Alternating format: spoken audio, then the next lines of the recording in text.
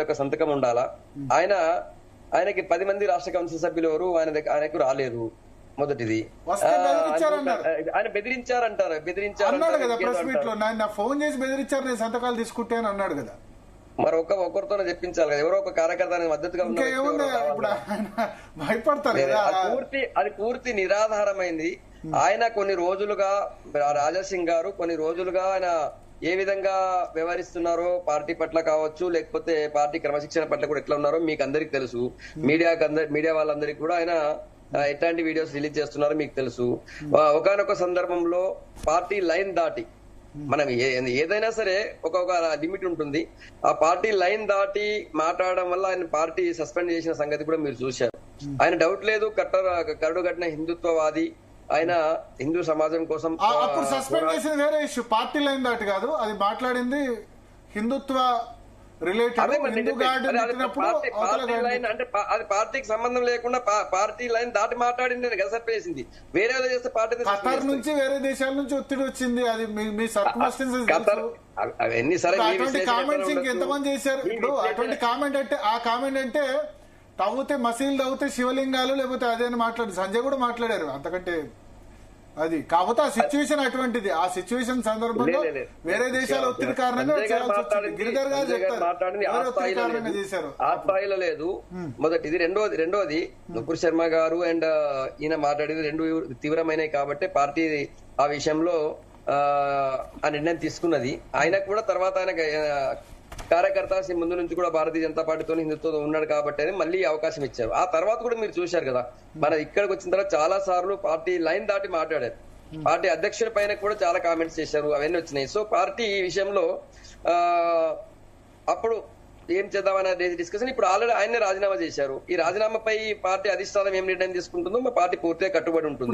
ఆయన అసంతృప్తి నేను చెప్తా. అంటే అసలు ఎక్కడ స్టార్ట్ అయింది, లాస్ట్ 3-4 months నుంచి. ముందు కాదు, ఒక జిల్లా అధ్యక్ష పదవి అండి, సెంట్రల్ జిల్లా అధ్యక్ష పదవి. 36 జిల్లాలు ఉంటే లీడర్లు అందరూ మనిషికి 5-6 జిల్లాలు పంచుకున్నారు. ఒక ఇన్ని సంవత్సరాలుగా 3 terms ఎమ్మెల్యేకు ఒక జిల్లా అధ్యక్ష పదవి కూడా ఇవ్వకుండా మిగతా లీడర్స్ అందరు పంచుకుంటే ఆయన దాన్ని సిండికేట్ అనకుండా ఏమంటారు? భారతీయ జనతా పార్టీ అట్లా జరుగుతుందా? పంచుకోలేదా లేదా? కాంగ్రెస్ పార్టీతో జరిగింది కాబట్టి జిల్లా అధ్యక్ష పదవి తప్పు పూర్తిగా మీరు మాట్లాడుతున్న నిరాధారమైంది.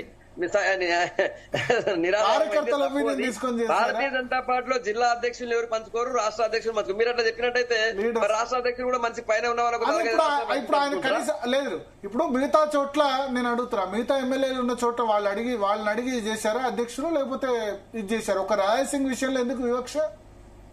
చాలా జిల్లాలో కూడా కొన్ని సందర్భాల్లో నిజామాబాద్ జిల్లా, జగిత్యాల జిల్లా, ధర్మపురి అరవింద్ ఎవరు చెప్తే వాళ్ళు చేశారు. మెదక్లో మీ మెదక్లో ఒక నిమిషం, మీ మెదక్లో రఘునందన్ రావు ఎవరు చెప్తే వాళ్ళకి చేశారు. మహబూబ్నగర్ లో డీకే ఉన్న వాళ్ళు ఎవరు చెప్తే వాళ్ళు చేశారు. మీకు రాజాసింగ్ మీకు లైట్ అయిపోయి ఉండదు. సరే, మీరు టీవీ డిబేట్ లో మీరు చెప్పకపోవచ్చు, టీవీ డిబేట్ లో మీరు స్పోక్స్ పర్సన్ ఉన్నారు కాబట్టి చెప్పకపోవచ్చు. కానీ మిగతా ఇప్పుడు అరవింద్ చెప్పిన వాళ్ళని చేస్తారు, ఈటల రాజేందర్ చెప్పిన వాళ్ళని వాళ్ళ ప్లేస్ లో చేస్తారు, బండి సంజయ్ చెప్పిన వాళ్ళని చేస్తారు, డీకే అన్న చెప్పిన వాళ్ళని చేస్తారు, రఘునందన్ రావు చెప్పిన వాళ్ళని చేస్తారు. మీ మెదక్లో రాజాసింగ్ మాత్రం మీకు ఒక ఇన్ఫర్మేషన్ ఇస్తాను. నేను మీకు ఒక ఇన్ఫర్మేషన్ ఇస్తా. మీరు గోషామాలకు సంబంధించి, అంటే ఆయన జిల్లాకు సంబంధించి, సెంట్రల్ జిల్లాకు సంబంధించి ఉమా మహేందర్ గారి పేరు ఫస్ట్ ఆయన సపోర్ట్ చేసింది. ఆ తర్వాత ఏమైందేమో తెలియదు, ఆయనని నేను ఈ పేరు చెప్పలేదు నాకేం వద్దు అంటాడు. అప్పటికే లిస్ట్ ఫైనల్ చేసి ఢిల్లీ పంపించారు, అంత అయింది. అంటే ఈ లిస్ట్ ఫైనల్ చేయడం అంటే ఎలక్షన్ లో అక్కడ ఉన్న వాళ్ళందరూ కూడా ఈయన పేరు చెప్పారు. అక్కడికి వచ్చినటువంటి మండల అధ్యక్షులు ఎవరైతే దానికి చెప్తారో ఓటింగ్ ఉంటుందో వాళ్ళు వచ్చిన పేరు చెప్పారు. ఈ పేరు పైన ఈ పేరు ఆయనకు ముందే తెలుసు, ఉమా మహేందర్ గారి పేరు ఆయనకు తెలుసు. ఆయన ఓకే అన్నారు. ఆ తర్వాత ఆయన ఎందుకు మనసు మార్చుకున్నారో తెలియదు. మరి ముందు ఓకే అంటారు, తర్వాత మారుస్తుంటే మేమెట్లా మారుస్తామని చెప్పి మార్చలేదు. ఉమా మహేందర్ గారి పేరు ఆయన ఒప్పుకున్నారు ఫస్ట్. తర్వాత ఆయన నాకు సంబంధం లేదు, ఆయన మార్చండి, వేరే ఆయన పెట్టండి అంటాడు. అరే మీరే చెప్పారు కదా, ఆయన చెప్పినాడు. ఆయన చెప్తేనే ఆ పేరు ఫైనల్ అయింది ఫస్ట్. ఆ విషయం మీకు తెలియదు. మేము బయట అప్పటికి ఆల్రెడీ చెప్పారు, కిషన్ రెడ్డి గారు కూడా చెప్పారు, ఆయన చెప్పిన పేరే కదా అన్నారు.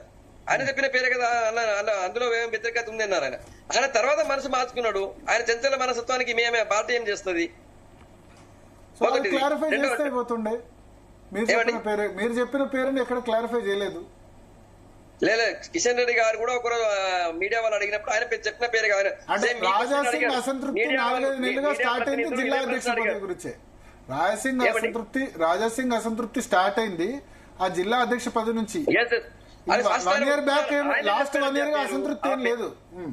భరత్ గారు ఆయన బీజేపీ లీడర్ ఇవ్వకుండా అసంతృప్తి లేదు. ఆయన అడిగింది జిల్లా అధ్యక్ష పదవి. నిజానికి 3 terms ఎమ్మెల్యే బీజేపీ అధ్యక్షుడు ఇవ్వాలి, డిఫాల్ట్ గా ఇవ్వలేదు. ఓకే, బట్ ఇది చేయాలి కదా జిల్లా అధ్యక్ష పదవి. బీజేపీ లీడర్ తనకి ఇవ్వకుండా ఆయన ఏమనలేదు. భరత్, ఇది లీడర్ బేస్డ్ పార్టీ కాదు, మాది సిద్ధాంతాల మీద.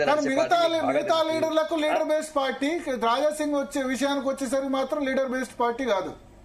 మీరు ఇంతకు ముందు ఏది ఎల్పీ గురించి మాట్లాడినప్పుడు అంటున్నాను నేను, లీడర్ బేస్డ్ పార్టీ కాదు. సంగప్ప గారు, ఇప్పుడు రాజాసింగ్ విషయంలో రాష్ట్ర నాయకత్వం ఏమనుకుంటోంది అసలు? ఇప్పుడు రాజీనామా చేశారు కదా, కేంద్ర నాయకత్వం ఏమైనా కూల్ చేసే అవకాశం ఉందా రాజాసింగ్? ఇప్పుడు ఆయన ఎమ్మెల్యే గారు, రాజాసింగ్ గారు గౌరవ ఎమ్మెల్యే, ఆయన యొక్క రాజీనామా చేసినటువంటి రాజీనామా పత్రాన్ని, రాజీనామాకు సంబంధించిన అంశాన్ని కేంద్రం దృష్టికి తీసుకొచ్చారు. కేంద్రం ఏం నిర్ణయం తీసుకుంటుంటే మా పార్టీ హైకమాండ్ అధిష్టానం ఏం నిర్ణయం తీసుకుంటుందో దానికోసం అందరూ వెయిట్ చేస్తున్నారు. మొదటిది, ఇప్పటికీ పార్టీ ఎన్నోసార్లు లైన్ దాటినా కూడా పార్టీ ఆయనకు అవకాశం ఇచ్చిన మాట వాస్తవం. కాకపోతే ఆ రోజు ఆయన చేసినటువంటి ఆరోపణలు అయితే సత్యదూరమైనవి. ఆయన దగ్గర 10 మంది సభ్యులు, కౌన్సిల్ సభ్యులు లేరు, ఆయన ఎవరో బెదిరించిన అన్నారు. ఒక్క పేరైనా చెప్పొచ్చు కదా, ఈ ఫలానా ఆయన నాకు సపోర్ట్ గా ఉన్నాడో ఆయన బెదిరించారని చెప్పాలి కదా.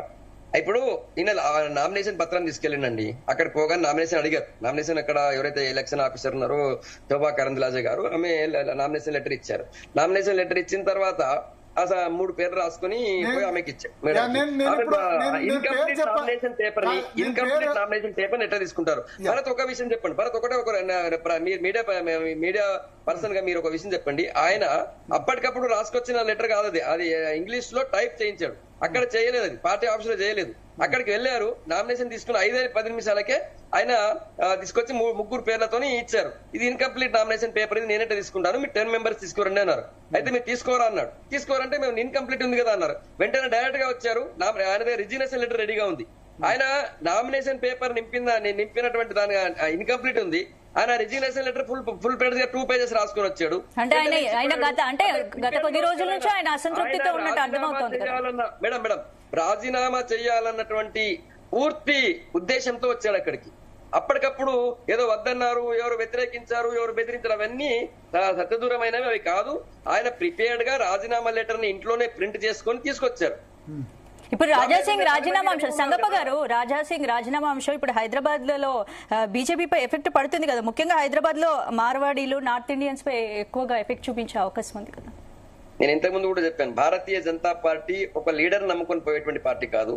కానీ ఒక స్ట్రాంగ్ లీడర్ కదా రాజాసింగ్ స్ట్రాంగ్ లీడర్, చాలా ఫ్యాన్ ఫాలోయింగ్ కూడా ఉంది కదా. 100%. ఆయన స్ట్రాంగ్ లీడరే కాదంటలేము. ఆయన 3 సార్లు భారతీయ జనతా పార్టీ నుంచి గెలిచారు. కాకపోతే మేడం మీకు బాగా తెలుసు, భరత్ గారికి బాగా తెలుసు, అక్కడ ఉన్న పెద్దలకు తెలుసు, పార్లమెంట్ లో విశ్వాస పరీక్షలో ఒక్క ఓటు కోసం కూడా government వదులుకున్నటువంటి party Bharatiya Janata party. కాబట్టి వాజ్పేయి బీజేపీ వేరు, అమిత్ షా మోడీ బీజేపీ వేరు. మీకు తెలుసు, ఒక్క ఓటు కోసం వదులుకున్నది ఉంది. మధ్యప్రదేశ్, కర్ణాటక, మణిపూర్ లో గవర్నమెంట్ ఎట్లా ఫామ్ చేశారో కూడా తెలుసు. ఆ భారతీయ జనతా పార్టీ కాదు, ఇది వేరే భారతీయ జనతా పార్టీ. నేను దాన్ని తప్పు కూడా పట్టాను. ఎందుకంటే మీరేం కేసీఆర్ చెప్పినట్టు అహోబిలో మఠమేం పెట్టుకోలేదు. రాజకీయ పార్టీ రావాలంటే అధికారంలోకి రావాలి. కాబట్టి అప్పుడు వాజ్పేయి ఒక ఓటుతో కోల్పోయినందుకు ఎక్కడ రాజ్యాంగ విరుద్ధంగా ఎక్కడ వ్యవహరించలేదు. అక్కడ ఉన్న పరిస్థితుల్లో ఆ ఎదురుగున్న రాజకీయ పార్టీలు నష్టపోతే వాళ్ళ మధ్యలో జరిగినటువంటి వాటికి వాజ్పేయి కూడా రాజ్యాంగ విరుద్ధంగా వ్యవహరించకుండా గిరిధర్ గొమాంగ ఓటును స్పీకర్ తో చెప్పి కనుక చేయిస్తే, లేకపోతే ఒకళ్ళిద్దరు ఎమ్మెల్యేలు ఇప్పటిలాగా పార్లమెంట్ మెంబర్ సపోర్ట్ తీసుకుని తర్వాత రిజైన్ చేయించినా అయిపోయేది. కానీ హీ కమిటెడ్ లైక్ దట్, అంతే కదా. ఒక 2 ఎమ్మెల్యేలు తీసుకొని తర్వాత రాజీనామా చేయిస్తే అయిపోతుంది. ఇప్పుడు అదే చేయించారు కదా మధ్యప్రదేశ్ లో, కర్ణాటకలో. ఫస్ట్ చేయలేబట్టించి తర్వాత రిజైన్ చేయించారు. అది ఆ పని వాజ్పేయి చేయలేదు. ఆ పని మోడీ కానీ వాళ్ళు కానీ చేశారు. ఇప్పుడు గుజరాత్ లో కూడా వేరే పార్టీ ఎమ్మెల్యేలు తీసుకున్నారు, అది వేరే సంగతి. సరే, అది వేరే టాపిక్. నేను ఒకటి క్లియర్ గా, అంటే మీరు అంటారు కాబట్టి, నామినేషన్ గురించి అంటారు కాబట్టి చెప్తున్నా. నేను పేరు చెప్పలేను, ఎందుకంటే మీరు జర్నలిస్ట్ గా ఉన్నారు. సోర్స్ వేరే వ్యక్తి కూడా నామినేషన్ వేయడానికి వచ్చారు. అక్కడికి వచ్చిన తర్వాత ఏం చెప్పారట అంటే నామినేషన్ వేయడానికి డిస్కరేజ్ చేశారు. నామినేషన్ ఫామే ఇవ్వాలని చెప్పారు. నేను ఆ వ్యక్తి పేరు చెప్పను, అది చెప్పను, ఎందుకంటే మార్నింగ్ కూడా నాకు నేను నామినేషన్ వేస్తున్నా అని చెప్పారు. తర్వాత డిస్కరేజ్ చేశారు. సరే, అది వేరే సంగతి. అంటే రాజాసింగే కాదు, ఇంకా వేరే వ్యక్తులు కూడా నామినేషన్కి వచ్చారు. నేను ఒక విషయం చెప్తాను. ఒక విషయం చెప్పండి. మీకు ఎవరైతే ఆ వ్యక్తి చెప్పారో, నా రాజా సింగ్ గారికి నామినేషన్ పేపర్ ఎట్లా ఇచ్చారో ఆయనకి ఎందుకు ఇవ్వరు? రాజా సింగ్ గారు శోభా గారి దగ్గరికి వెళ్ళినప్పుడు రాజా సింగ్ గారికి నామినేషన్ పేపర్ ఇచ్చారు. నామినేషన్ పేపర్ ఇస్తే 3 పేర్లు రాసుకొని వచ్చారండి. సో ఈ మీరు చెప్పిన పర్సన్ కూడా వస్తే, మీరు చెప్పిన ఆయన డిస్కరేజ్ చేశారు, చేయొద్దు మీరు, ఎందుకంటే 10 మంది మేము వాళ్ళు సపోర్ట్ చేయరు, 10 మంది సిగ్నేచర్స్ చేయరు. ఎందుకంటే వాళ్ళు ఏమనుకున్నారంటే మీరు డిక్లేర్ చేసింది ఉదయం 9 గంటలకు 10 గంటల వరకు ఎవరికి తెలియదు కదా. ముందైతే ప్రిపేర్ అయి ఉండే వాళ్ళు 10 మంది కౌన్సిల్ మెంబర్స్. అప్పటికప్పుడు 2 గంటలకు నామినేషన్ ఇచ్చి 4 గంటలు 10 సిగ్నేచర్స్ అంటే ఎట్లా అవైలబుల్ ఉంటారు కదా. అంతకు ముందు రోజే రామచంద్రరావు డిక్లేర్ చేసి ఉంటే 10 మంది మెంబర్షిప్ దొరికేది. ఇది న్యూ కాదు. 10 మంది కౌన్సిల్ సభ్యులు సంతకం పెట్టేది కొత్తది కాదు భారత్, ఇది పాతదే. అదే చెప్తున్నా. ఇప్పుడు ఈటెల ఫైల్ చేయాలని అనుకున్నాడు అనుకోండి, లేదా డీకేఆర్ చేద్దాం అనుకున్నాను అనుకోండి, పార్టీ మమ్మల్ని చేస్తుందని వాళ్ళు లాస్ట్ మినిట్ వరకు అనుకున్నారు. ఎందుకంటే ఎవరికి కాల్ రాలేదు. భరత్ తెలంగాణ రాష్ట్రంలో, భరత్ ఒక్క సెకండ్, తెలంగాణ రాష్ట్రంలో 119 మంది రాష్ట్ర కౌన్సిల్ సభ్యులు ఉంటారు. ఒకటి. రెండోది, భారతీయ జనతా పార్టీ అధ్యక్షుడికి ఎప్పుడు కూడా రాష్ట్ర కౌన్సిల్ సభ్యులు ఎన్నుకుంటారు. రాష్ట్రానికి జాతీయ స్థాయిలో జాతీయ కౌన్సిల్ సభ్యులు ఎన్నుకుంటారు. నిన్న ఆల్రెడీ మీకు తెలుసు, నిన్న రామచంద్రరావు గారి వేదిక మీద నుంచే జాతీయ కౌన్సిల్ సభ్యుల పేర్లు కూడా చెప్పారు. ఇది ఎప్పుడు జరిగేటువంటి ప్రాసెస్, ఇది కొత్తది కాదు. 10 మంది సభ్యుల సంతకం ఉండాలన్నది ఈ రోజు సడన్ గా ఇప్పటికీ 10 మంది సభ్యులు 1-2 గంటల్లో తీసుకోలేరు అంటున్నా. 29 లేదు సార్ భరత్, 29 రాష్ట్రాల్లో రాష్ట్ర అధ్యక్షుడు ఎన్నిక ఇదే ప్రాసెస్ లో అదే ప్రాసెస్ లో జరిగింది. హైకమాండ్ చెప్పిన పేరుకు నామినేషన్ వేయాలి, చేయాలి. అది ప్రాసెస్. కాంగ్రెస్ లో అంతే, ఇక్కడ అంతే. దాన్ని ఏం మనం కాదనిలేం ప్రాసెస్. ఇంద్రసేనారెడ్డి గారు, రామారావు గారు ఇద్దరు ఒకసారి పోటీ పడ్డారు, మీకు జ్ఞాపకం ఉండొచ్చు. ఆ రోజు ఇద్దరు నామినేషన్ వేశారు. ఆ రోజు ఈ నామినేషన్ వేశారు, అది ఎలక్షన్ జరగలేదు కానీ చివరి నిమిషంలోనే విత్డ్రా చేసుకున్నాడు. ఎవరు? ఇంద్రసేనారెడ్డి గారు. ఆ రోజు ఇద్దరు నామినేషన్ వేశారు. ఈ రోజు నామినేషన్ మీరు రాలేదంటున్నారు. నామినేషన్ వేశారు. ఆ రోజు దానికి 10 మంది సభ్యులు కూడా సంతకం పెట్టారు. దానికి అప్పుడు ఉమ్మడి రాష్ట్రం అది. కాబట్టి మీరు ఈ రోజు వచ్చి మీరు చెప్తున్నటువంటి నాయకుడు ఎవరైతే ఉన్నారో ఆయనకి ప్రాసెస్ తెలిసి ఉండాలా. డిస్కరేజ్ చేశారు అంటే డిస్కషన్ లో సరే ఇంకేదైనా మార్నింగ్ వరకు నాకే వస్తుంది అనుకున్నారు. ప్రాసెస్ పూర్తిగా ప్రజాస్వామ్యయుతంగా జరిగింది. అందులో ఎలాంటి అపోహలకు తావలేదు. 10 మంది కౌన్సిల్ సభ్యుల మద్దతు ఉండాలా, వాళ్ళు నామినేషన్ పత్రం మీద సంతకం చేయాలా. ఆయనకు సంతకం చేయడానికి లేకుండే అది రిజెక్ట్ అయింది. దానికి ఆయన ఆల్రెడీ జేబులో పెట్టుకొని వచ్చినటువంటి రాజీనామా పత్రాన్ని కిషన్ రెడ్డి గారికి ఇచ్చి కింద మీడియాతో మాట్లాడారు. ఒకసారి రాజాసింగ్ మాతో మాట్లాడారు. రాజాసింగ్ జీ తెలుగు న్యూస్ తో మాట్లాడారు. ఒకసారి ఏమన్నారో బయట ప్లే చేద్దాం. ప్లే చేసిన తర్వాత మన రియాక్షన్ తీసుకుందాం. పీసీఆర్ ఒకసారి రాజాసింగ్ బయట ఉంటే ప్లే చేయండి. ఒక 30 సెకండ్స్ లో మనం ప్లే చేస్తాం సంగప్ప గారు.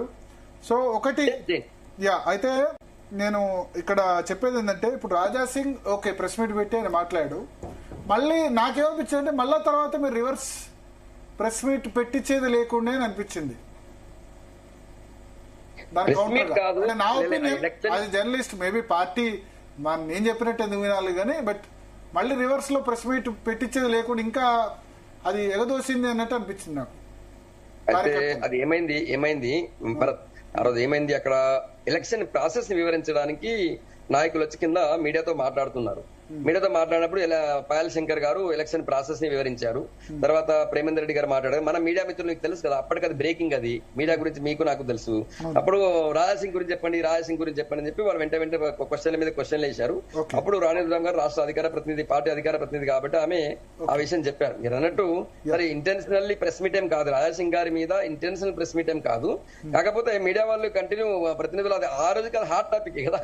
ఒక ఆయన రాజీనామా చేసి పోయిండు అంటే, అది రాజీనామా లెటర్ ఇచ్చి పోయిందంటే అది 100% హాట్ టాపిక్. అది క్వశ్చన్ అడుగుతారు కదా, వదలరు కదా.